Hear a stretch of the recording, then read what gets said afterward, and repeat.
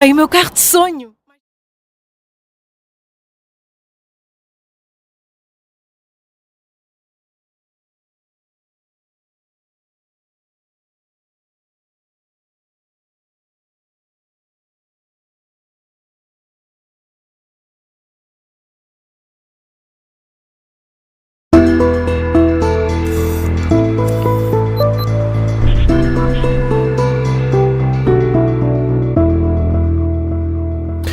Muito bom dia. No Contracorrente de hoje, olhamos para os protestos em Moçambique. Ligue, participe com a sua opinião através do 910024185.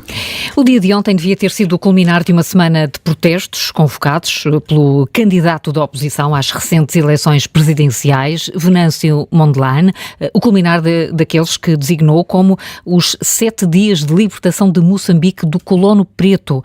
As ruas de Maputo encheram-se manifestantes que tentaram aproximar-se do Palácio Presidencial, mas foram violentamente reprimidos. Há um número indeterminado de mortos e centenas de feridos.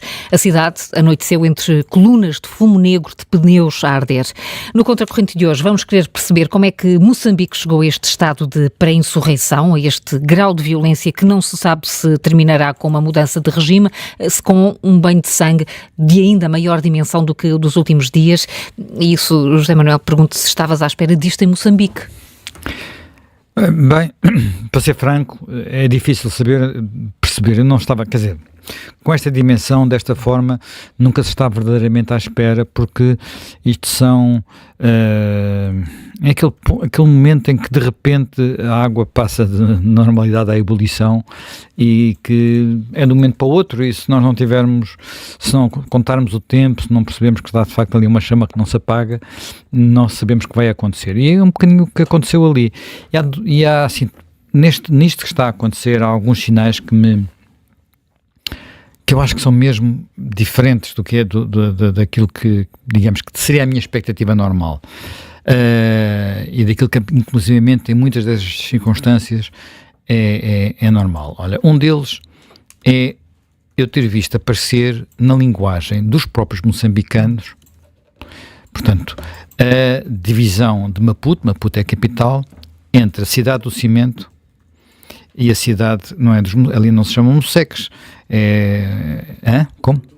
Do Caniço, é do Caniço, portanto, já não é Caniço, porque aquilo já não são casas de caniço, mas continuam a ser ruas não pavimentadas, portanto, no fundo, uma divisão que existia nos tempos coloniais, entre a cidade construída, portanto, Lourenço Marques era uma cidade próspera para os portugueses, e não era só para os brancos, mas era sobretudo para uma classe que estava bem, e depois havia todo um em redor da cidade, que na altura era a cidade do Caniço, e que inclusivamente quando foram os confrontos, nós falámos deles aqui, do 17 de setembro, que é a altura em que é o Acordo de Lusaka e no fundo Portugal entrega o poder à Frelimo sem qualquer tipo de consulta democrática, sem a possibilidade de haver outras oposições, designadamente outros partidos também negros, portanto também nativos, digamos assim, como quiserem chamar. Isso fez-me o facto de essa divisão se manter e ela ter aparecido de forma muito clara nestes confrontos do género. A cidade dos caniços está a invadir a cidade de cimento, agora não é caniços, mas não interessa. Isto tem 50 anos, não é? O 17 de setembro foi há 50 anos, passaram 50 anos de independência e esta divisão mantém-se. E depois houve outra coisa que também eu achei muito significativo, que é o nome, aquilo que tu disseste, é o nome dado à revolta, não é? Sim, a libertação de Moçambique do colono preto. Ora bem, quem é que usa a palavra preto? É uma palavra tabu neste momento, não é? Nós nunca dizemos preto, dizemos negro. Nos Estados Unidos é ao contrário. Nigger é que é pejorativo e black não é pejorativo. Mas em Portugal, mas preto... em África não se usa com outra carga a palavra preto, não sei. Não te sei dizer. Eu sei que tive já, por acaso já morreram, amigos que tinham vindo precisamente de Moçambique e continuavam a ter amigos negros e tratavam-se entre eles ao preto ou ao branco. Portanto, mas era quando estavam nos almoços, naquelas comidas africanas que regra geral juntavam quem tinha regressado das ex-colónias. Portanto, eu não sei dizer isso, mas o ver ali aparecer a palavra preto também é um sinal de que muitas vezes aquilo que está na nossa cabeça como sendo uma espécie de regra, é uma regra que se calhar não se aplica. E portanto é preciso perceber melhor o que se está a passar, e para isso é bom ir atrás. Quer dizer, há uma coisa que nós não sabemos o que é que vai acontecer, porque não sabemos o que é que o Venâncio Mondlane, portanto, ele disse até numa entrevista que deu aqui ao Observador que havia 4 fases. Ontem era o fim da 3ª fase, portanto, a 3ª fase era uma greve geral, uma greve geral em que não se ficava em casa, se vinha para a rua e se caminhava para o Maputo. Ontem era o fim da 4ª fase, e ele dizia que nem os seus colaboradores sabiam o que é que da 3ª fase, nem os seus colaboradores sabiam o que é que na sua cabeça estava relativamente à 4ª fase. Mas há quem também nos tenha dito, a nós, aqui nas reportagens que publicámos, à Dulce, que tem acompanhado, a Dulce Neto, que tem acompanhado melhor isto, que como isto parou tudo, e como não há reservas eternas, portanto aquilo que começou como uma revolta política, podendo ter raízes económicas, pode transformar-se num problema de fome e aí ganhar ainda outra dimensão. Pronto, mas indo um pouco atrás, vamos lá ver algumas coisas que não são relevantes. A história de Moçambique, nos últimos 50 anos, teve de facto períodos bastante trágicos. O período mais trágico de todos foi o período da Guerra Civil, que teve aspectos muitíssimo mais violentos, muitíssimo mais devastadores do que a guerra colonial. Não tem comparação. As barbaridades que fizeram de parte a parte, nomeadamente por parte do partido da oposição à Frelimo, que era a Renamo, também eram absolutamente atrozes. Portanto, foram coisas do outro mundo, e o país foi, quer dizer, a Frelimo era um bocadinho ao contrário dos outros partidos de libertação. A Frelimo era muito ideológica. A Frelimo de Samora Machel, portanto, e ainda por cima um meio muito mais pró-China do que pró-Rússia, portanto, com um lado quase maoísta, estás a ver? Portanto, com um grande fanatismo ideológico. E depois desencadeia essa guerra civil, portanto, há uma parte dos moçambicanos, estamos a falar já depois dos portugueses saírem, que se levanta em armas, e aquilo é absolutamente devastador. Esta guerra acaba em 92, é um acordo de paz que é negociado e finalizado, pelo menos, é finalizado em Roma, portanto, pela comunidade de Sant'Egidio, uma comunidade cristã, católica. Portanto, eu na altura achei que este acordo tinha algumas vantagens e algumas qualidades que o diferenciavam do acordo de Angola, que tinha sido negociado pouco tempo antes, e que depois tudo correu mal muito depressa, e em Moçambique não começou logo a correr assim muito mal, e achei que uma das razões que porventura poderia diferenciar um acordo do outro era ter-se tido cuidado que não se tinha tido em Angola, que era arranjar forma de que o sistema político não concentrasse todo o poder no vencedor. Portanto, aquilo que nós fazemos, quer dizer, nós na Europa temos sistemas eleitorais em que o vencedor, mesmo que seja por um, fica com tudo, mas depois há sistemas de equilíbrio de poder, divisão de poder, repartição, e sabemos que eles podem ser muito variados. É um dos sistemas destes dias por causa das eleições americanas, mas há muitos outros sistemas desse género. Mas em África é diferente, não há a mesma tradição, a mesma cultura, a mesma tradição, as mesmas instituições, e, portanto, arranjar forma de que quem perde tenha também algum poder, não apenas uns representantes perdidos no Parlamento, podia ser uma forma de equilibrar isto. Aquilo que entretanto se pôde verificar é que isso não aconteceu.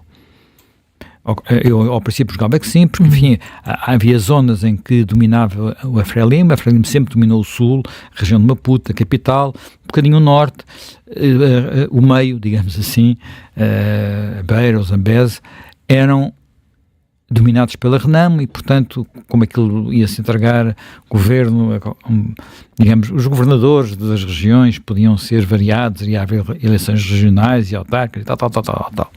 Isso correu mal, e entre outras coisas correu mal, porque apesar de estar previsto que se iam criar muitos municípios, o número de municípios criado ficou muito aquém da expectativa, e, portanto, mesmo podendo a oposição ter ganho alguns municípios, ficou muito longe daquilo que poderia ser a coisa. Só para teres ideia, o número de municípios que se previam eram 128, e a primeira vez que houve eleições foi para 33. Portanto, estamos numa... E foi em 94, logo depois... eu quero dizer que 75% da população não teve direito a eleger as suas autoridades locais. Portanto, continuou a ser a Frelimo Partido de Estado. E isto nunca foi resolvido.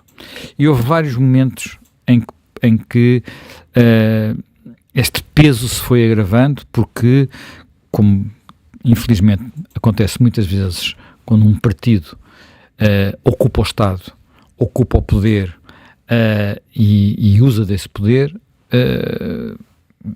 está nos livros, não é? Sim. Mais poder, mais corrupção, poder sem ser controlado, corrupção, portanto, e abusos. E, portanto, nós temos um primeiro presidente deste período, portanto, que é Chissano, que sucede a Samora Machel. Chissano é uma figura que durante muito tempo foi visto como um pacificador, no entanto é uma figura que de vez em quando também tem sombras, não é? Como todos eles. Não há muitos anos um jornal de investigação publicado em português e em inglês acusou de ele poder ter sido o responsável, um dos conspiradores para a queda do avião que levou à morte de Samora Machel, e, portanto, e que lhe permitiu ocupar o poder. Ele próprio viria, digamos, a acumular alguma fortuna, digamos assim. A seguir ele vê Armando Guebuza. Mas há uma coisa que ele faz, apesar de tudo, há uma coisa que ele faz e que é diferente do hábito, por exemplo, de Angola, por exemplo, do Zimbábue, que é cumpre, ou da Rússia, pois há um exemplo europeu, não é? Isto não se passa só em África, que é, há uma regra na Constituição negociada de 2 mandatos e ele cumpre. Acabam os 2 mandatos e ele vai-se embora, sai do poder. Pronto. No entanto, é sucedido por alguém que lhe era muito próximo, que é Armando Guebuza, e com Armando Guebuza começam, portanto, enfim, do ponto de vista filosófico quase, eu diria, Armando Guebuza é um presidente de uma Frelimo e de um país que já não se afirma no caminho para o socialismo, que era o programa inicial, portanto, já não é a sua ideologia, já vem defender uma economia de mercado, portanto, seria uma evolução diferente. E, portanto, só que o que vai acontecer é que essa transformação vai acontecer aquilo que infelizmente aconteceu em muitas transições de regimes estatistas socialistas para economias de mercado. Quem está no poder enriquece, quem está fora do poder fica sem nada, e muitas vezes mais pobre. E isto, só para teres ideia, ele era o principal, quando ele sai do poder, portanto, estás a ver, quando ele sai do poder, ele é o principal acionista de uma empresa chamada Laurentina, que era, enfim, cervejas, penso eu, e cerveja Laurentina, e depois, através disso, o principal acionista do principal Banco de Angola. Portanto, estamos a falar ainda de Guebuza. As coisas com quem lhe sucede, que é Nyusi sucede-lhe em 2014, portanto ele também faz só 2 mandatos, Guebuza.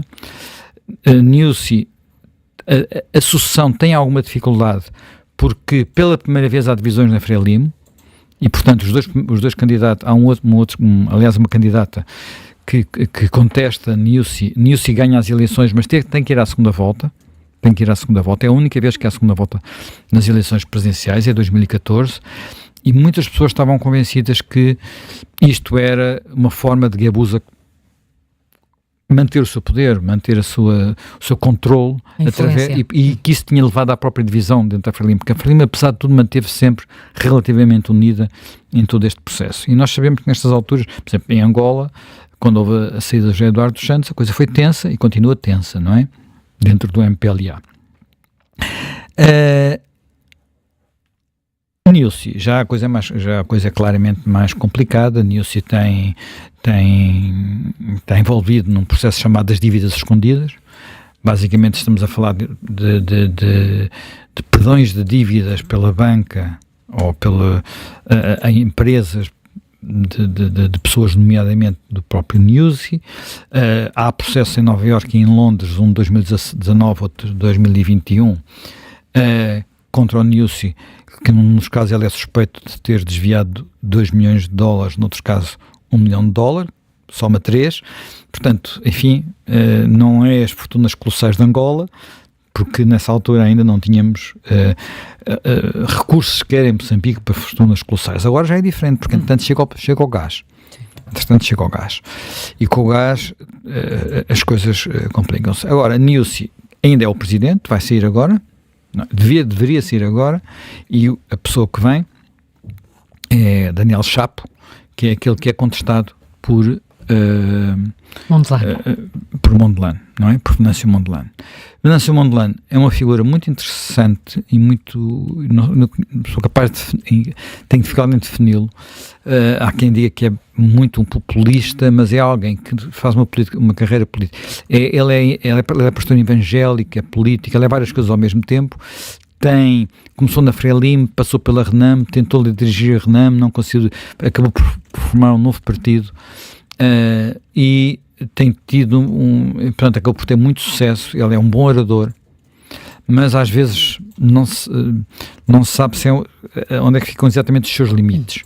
Mas é claramente um político daqueles de nós que nós percebemos que facilmente pode ter êxito, e que se levantou contra um regime que está insuportável, está irrespirável. E porquê? Vamos lá ver. Quando o período da Guerra Civil, como eu disse, foi trágico. Na altura, no final da Guerra Civil, 90, 91, 92, de acordo com vários indicadores internacionais, Moçambique era o país mais infeliz, mais pobre, mais miserável do mundo. Não era da África, não era... Quer dizer, nós sabemos o que é a pobreza no mundo, temos uma ideia, temos uma visão. Moçambique estava no fim do fim. Lembro-me na altura de ler uma reportagem sobre... Quer dizer, era um país onde saía-se de Maputo, ia-se pelas estradas e tinha que se ter cuidado para não atropelar cadáveres. Portanto, era uma coisa absolutamente alucinante. Mas isso acabou, veio um período diferente, tal.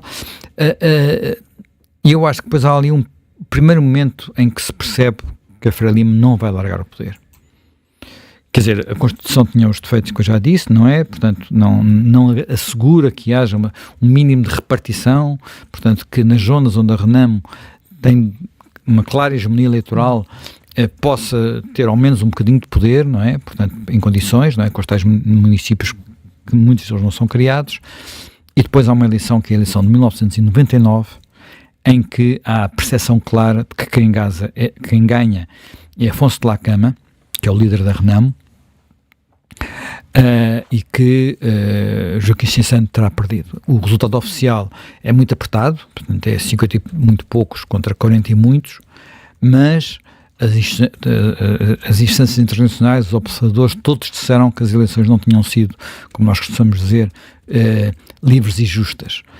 Por um lado, porque havia um abuso de poder de quem está no poder, a Frelimo, com a utilização de meios do Estado para a campanha eleitoral, e depois mesmo de questões que tenham a ver com a própria contagem dos votos, com votos repetidos. E isto nunca mais deixou de acontecer. A partir daí, a diferença de votações passa a ser muito significativa. Portanto, nós temos... Chissano ganha a primeira eleição em 94, aí com uma diferença grande para de Lacama, mas com 53% dos votos, depois desce para 52% em 99, e a seguir, em 2004, a Guebuza tem 64%, e em 2009 tem 75%, e quando chega Nyusi, pronto, como havia tal guerra interior, acabou por ter 57 só, mas era porque havia divisão na Frelimo. Portanto, temos a percepção de que o jogo deixou de ser completamente limpo, e não há nenhuma destas eleições que os observadores internacionais não tenham dito que não correu bem, que correu mal. E as coisas começam a agravar-se, porque há por um lado mais corrupção, e o facto e entretanto, onde se descobre riqueza, que é no norte do país, na província de Cabo Delgado, descobre-se gás, enormes jazidas de gás, e isto, habitualmente, quando acontece isso, quando acontece a descoberta de uma grande riqueza natural, acontece uma de duas coisas. Ou acontece que os governos, os países possuem estas instituições que funcionam e, portanto, tiram o melhor partido disso, como, por exemplo, é o caso, o exemplo sempre paradigmático é a Noruega, não é? Que fez com os seus enormes reservas do Mar do Norte, a parte que lhe cabe, um fundo de pensões que dá uma tranquilidade brutal ao país, não é? Ou então acontece exatamente o contrário, que é a elite no poder apodera-se dessa riqueza, distribui umas migalhas, a distribuição dessas migalhas assegura que baixa o nível de contestação e, portanto, a eternização dos mesmos no poder. Isto, enfim, a ciência política, os estudos políticos, há muita... aconteceu um pouco em todo o mundo, não é um exclusivo da África, não é um exclusivo de Moçambique. Infelizmente Moçambique não foi pelo caminho da Noruega, não aproveitou o facto de ter pela primeira vez uma fonte natural para dar a volta, para ver se construir as infraestruturas que não tem, construir a indústria que não tem, construir outro modelo de desenvolvimento. Pelo contrário, o que aconteceu foi, até pelo abandono do Norte, uma revolta no Norte, uma guerra civil no Norte, a entrada de islâmicos, portanto, nesta disputa, porque Moçambique é menos homogéneo do que Angola, muito menos homogéneo em muitos aspectos, é muito menos um país. Angola é um país, é uma nação, tornou-se um Estado-nação. Moçambique é mais complicado.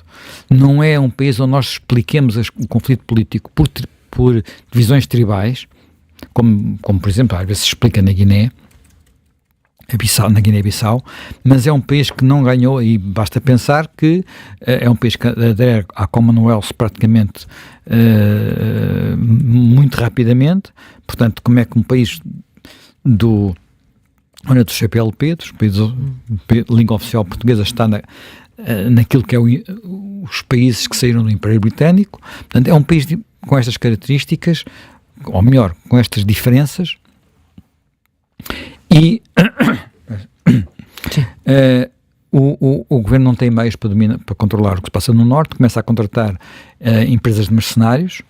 É um dos terrenos onde o Grupo Wagner opera, portanto, mas sem grande sucesso. Não consegue controlar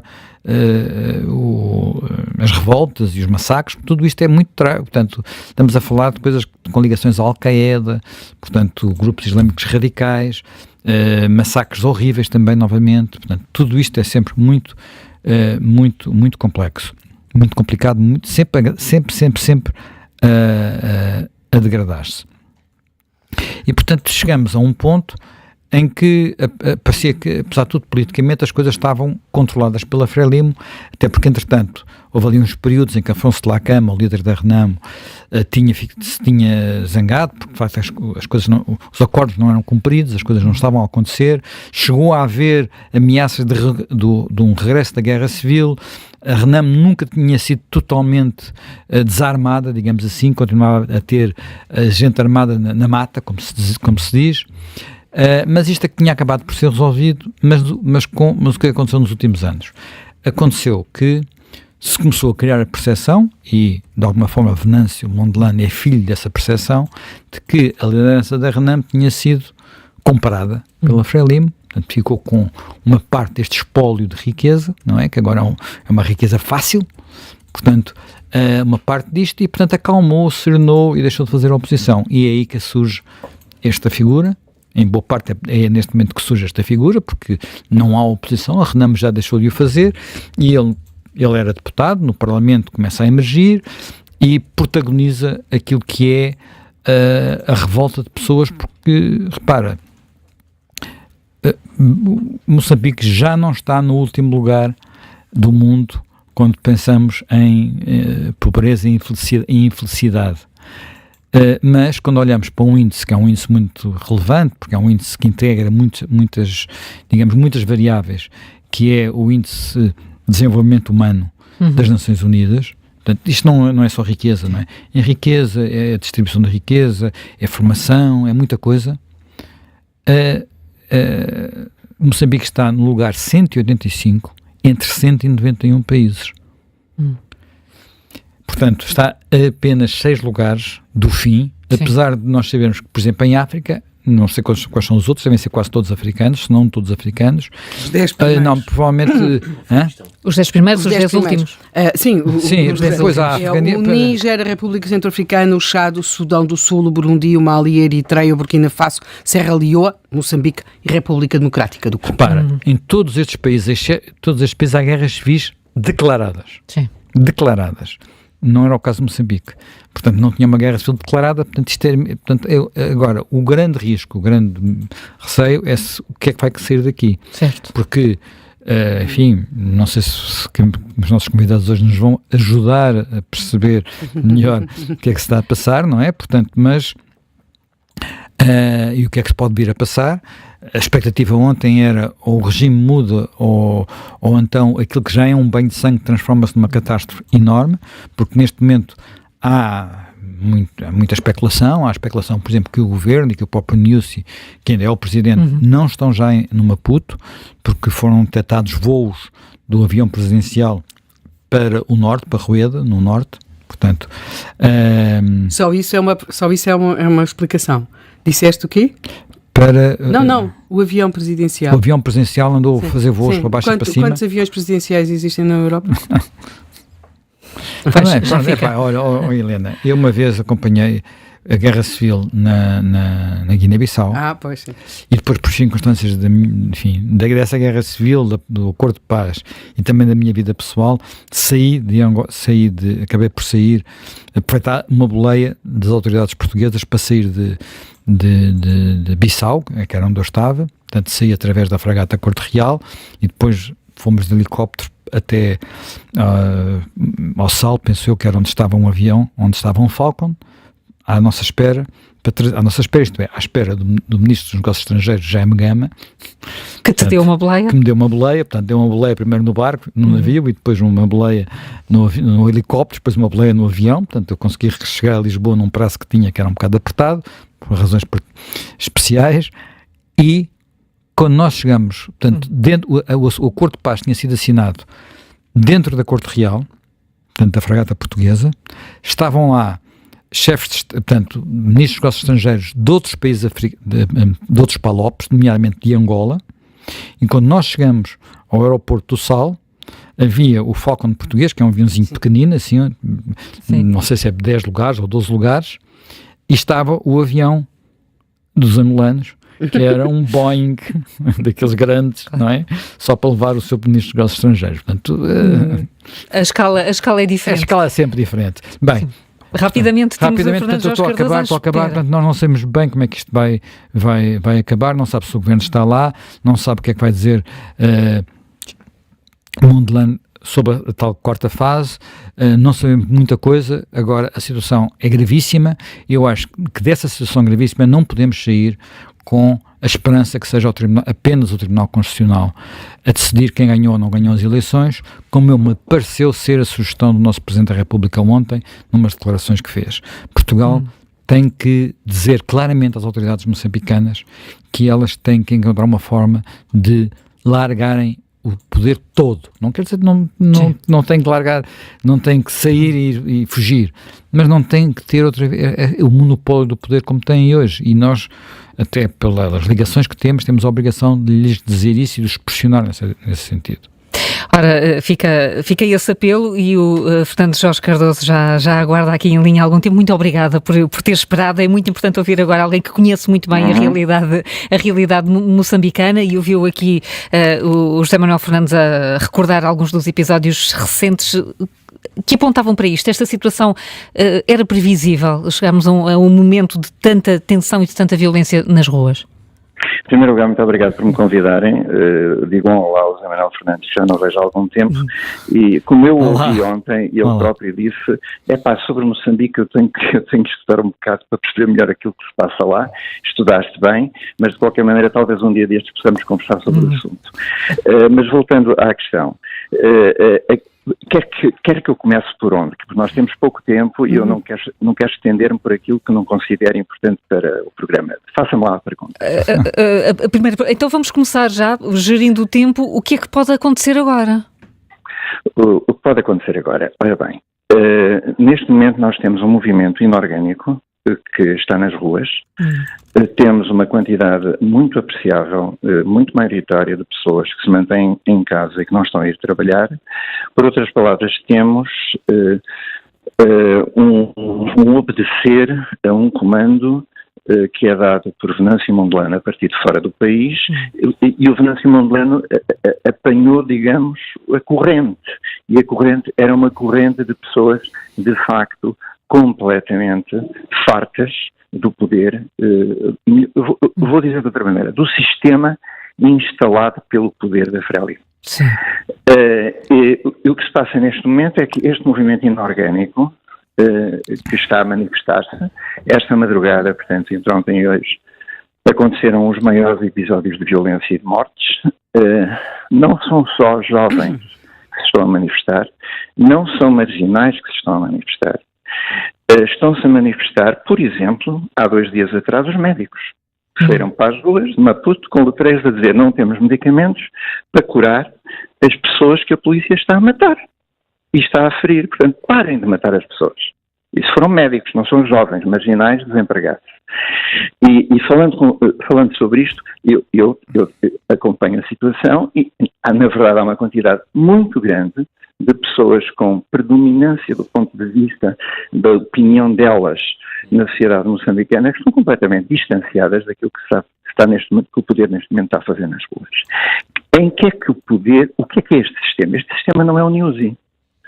O presidente Nyusi foi colocado como ministro da Defesa pela facção Maconde da Frélimo, chefiada por Raimundo Pachimota e pelo Alberto Chipande, antigo ministro da Defesa e antigo governador da Zambésia, mas eram chefes, vamos dizer assim, militares da ala Maconde, que disseram, chegou a nossa vez de governar o país, porque são vocês do Sul, portanto, o Samora Machel, o Chissano e o Guebuza, que governaram até agora, chegou a vez do Norte.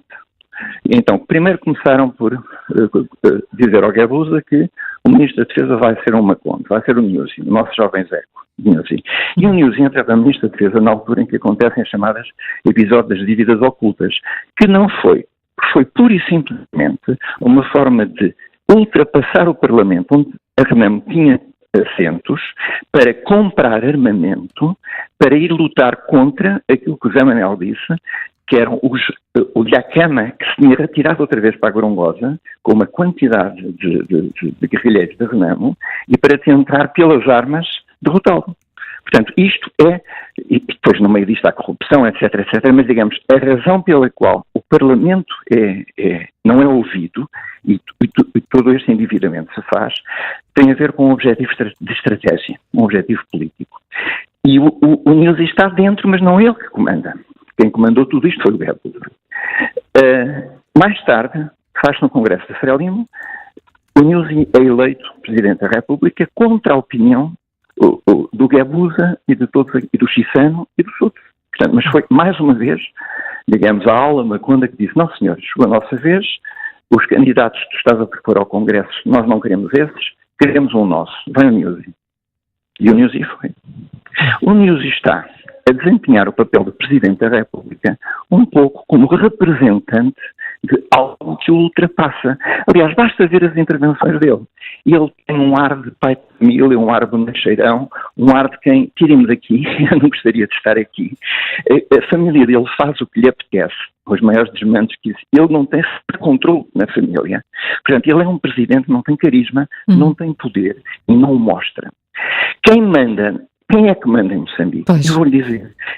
Em Moçambique são os tipos que controlam com o dinheiro o essencial dos bens que foram privatizados pelo Estado moçambicano, que foi a terra que a história de conceder durante 50 anos, as minas, que não é o gás ainda não começou a exploração sequer. Existe a exploração offshore, dirigida pela Eni, que paga uma comissão e que já está a produzir, mas onshore, que era aquela grande produção que iria transformar Moçambique no segundo maior produtor mundial depois do Qatar, não começou. Ainda não começou. Não começou porque houve o ataque, não da Al-Qaeda, não tem nada a ver com Moçambique, foi o Daesh. Portanto, foi um grupo islâmico que entra a partir do sul da Tanzânia com elementos provenientes do nordeste do Congo, que declararam obediência ao Daesh e que entram em Moçambique e obrigam a população muçulmana de Cabo Delgado, porque Cabo Delgado tem 60% da população muçulmana e 30% da população católica. E nas áreas onde a guerra acontece, é tudo população muçulmana, menos os macondes. Mas os macondes, interessantemente, representam 3% da população do país. Têm uma força completamente desmesurada relativamente a isso. Onde é que estão as riquezas? As riquezas estão nas minas que a gente não fala. A maior mina de rubis do mundo está em Cabo Delgado. Está nas mãos do Raimundo Pachinapa e do Chipando com a Gemfields, que é uma empresa inglesa. E depois há um conjunto de outros minerais que foram entregues a chineses, a multinacionais, etc., sempre com comanditários ou comissionistas moçambicanos, que estão ligados ao poder. Estes mais os que, na verdade, estão a comandar os raptos, que é a maior indústria de Moçambique, é aquela que gera mais dinheiro nos últimos anos. Raptos de quem? De pessoas ricas, a quem se sabe quem são, que sabe que têm dinheiro líquido, são normalmente comerciantes de origem indiana, que são raptados e depois são libertos. Não são mortos. São mortos quando não é pago o resgate. Outro grande negócio, alguns dos principais barões da droga procurados pelo DEA norte-americano, o Drug Department dos Estados Unidos, estão em Maputo. São financiadores da Frelimo. Têm nomes. Nós vemos passear, têm lojas em Maputo. Portanto, é este sistema todo que foi distribuindo benefícios por pessoas que não deixa que o Nyusi saia do sítio onde está. Quando ele faz estas viagens ao norte, como diz o Zé Manuel Fernandes, no jato privado dele, por acaso é um bocadinho mais pequenino do que o avião privado dos Estados Unidos da América. Do que o Air Force One. Exatamente, essa história. Pois, temos que ver também que as coisas não são assim tão típicas da África. Há um padrão de exemplo. Evidentemente estamos a falar de países completamente diferentes. Mas voltando à questão, as idas dele a norte não são até Kigali, no Ruanda.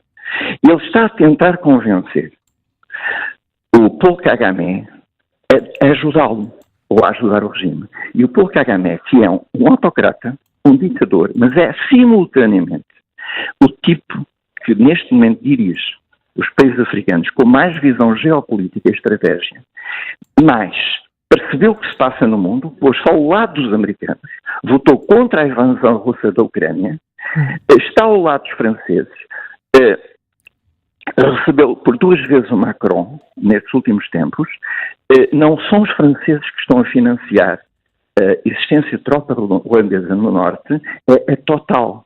A Total é uma empresa totalmente privada, francesa, mas completamente apoiada pelo governo francês.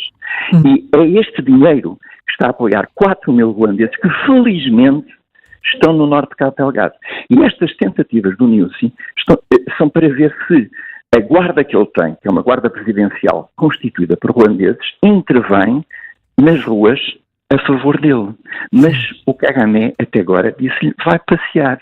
Eu não me vou meter dentro de um conflito civil. E de um barril de pólvora. Fernando Jorge Cardoso, de facto, estamos com tão pouco tempo e é uma pena. Deixe-me então perceber, ou que nos ajude a perceber, quem é Venâncio Mondlane nesta lógica toda. Venâncio Mondlane é uma pessoa o José Manuel Fernandes, aquilo que ele disse do Venâncio Mondlane, eu estou de acordo. Sim. O Venâncio Mondlane é uma pessoa que passa da Frelimo para a Renamo, se distingue como parlamentar, cria um canal próprio, tem uma igreja, portanto ele é pastor de uma igreja evangélica e tem uma capacidade e um carisma de mobilização de massas imenso. O que é que ele vai? Ele conseguiu cavalgar esta onda de descontentamento e conseguiu obter um apoio porque, independentemente de Moçambique ser um dos países mais pobres do mundo, já agora esqueceram-se de dizer Haiti, que por acaso até nem fica em África, mas de qualquer maneira, independentemente de ser estatisticamente um dos países mais pobres do mundo, toda a gente em Moçambique tem telemóvel. Qualquer camponês em Moçambique tem um telemóvel. Portanto, essa, por exemplo, é uma das razões pelas quais nós sabemos hoje que as eleições foram totalmente fraudulentas. Porquê? Porque há imagens retiradas por telemóvel dos editais afixados às portas das salas de voto que são completamente contraditórios daquelas que são apresentadas, que aliás não são apresentadas Sim, com os tais pela Comissão Nacional Eleitoral, que mostram que o Venâncio ganhou, mas mais, que é completamente impossível que as 11, são 10 mais uma, províncias do país tenham sido ganhas pela Frelimo com entre 70% a 80% dos votos. É absolutamente impossível para quem acompanha a situação em Moçambique e veja os vídeos, as manifestações, a informação, etc. Que lá chega, que na Zambésia, um idiota chamado Pio Matos tenha ganho por 80% as eleições para governador, quando existe um tipo chamado Manuel Araújo, quando sai para a rua, mete na rua 100 mil pessoas à volta dele. E é de Renamo. Isto é impossível, isto não entra na cabeça de ninguém que vive em Moçambique. E isto está completamente demonstrado, está nas embaixadas, está na União Europeia. Portanto, houve uma fraude eleitoral. Saída para isto, para responder à sua pergunta, eu vejo uma saída para isto, não sei se ela vai acontecer. No minuto, qual é, Fernando Jorge Cardoso? No minuto, qual é? Se o Newsy o pudesse fazer, eu acho que seria declarar estas eleições inválidas, criar um governo em que chamaria os partidos todos, seria uma espécie de governo da unidade nacional, para preparar as próximas eleições e voltar a realizá-las. Esta seria a saída. Não acredito que o seja. Acredito que aquilo que vai acontecer é uma de duas coisas. Se o movimento que está nas ruas descambar no sentido de começar a partir propriedade, a matar pessoas à balda, o governo vai ganhar força, porque vai dizer à comunidade internacional que é uma tombada de marginais. Se o movimento se continuar digamos, no fundo, a lutar contra a polícia de intervenção. De facto, os pneus que nós vemos nas ruas queimadas não são propriedades queimadas. Quer dizer, são pneus queimados nas ruas. Se isto se mantiver, o tempo vai jogar contra o governo. Vai jogar contra o governo porque as pessoas vão ficar convencidas que podem chegar e os membros do Tribunal Constitucional, eu não queria estar na pele deles, os juízes são nomeados pelo Parlamento. O Parlamento, a maioria absoluta do Parlamento está na Frelimo. Os juízes do Tribunal Constitucional, sem fazer juízos de valor sobre eles, têm um problema tramado, porque se dizem, como todos nós estamos à espera, que as eleições houve uns problemas e tal, vamos fazer uns ajustes, mas de facto quem ganhou foi a Frelimo. Se disserem isto, arriscam-se a que haja represálias sobre eles, cada um deles e as suas famílias. Percebemos a tensão toda e infelizmente se disser o contrário, chegamos ao fim, se disserem o contrário, vão a sofrer a repressão por parte do poder. Portanto, eles estão de facto com um problema tramado nas mãos. Pois estão, vamos ter-lhe acompanhado e foi muito importante ouvir o Fernando Jorge Cardoso ajudando-nos a perceber exatamente o que está aqui em causa. Muito obrigada, um bom fim de semana também. Vamos voltar a Moçambique já daqui a pouco. Até já.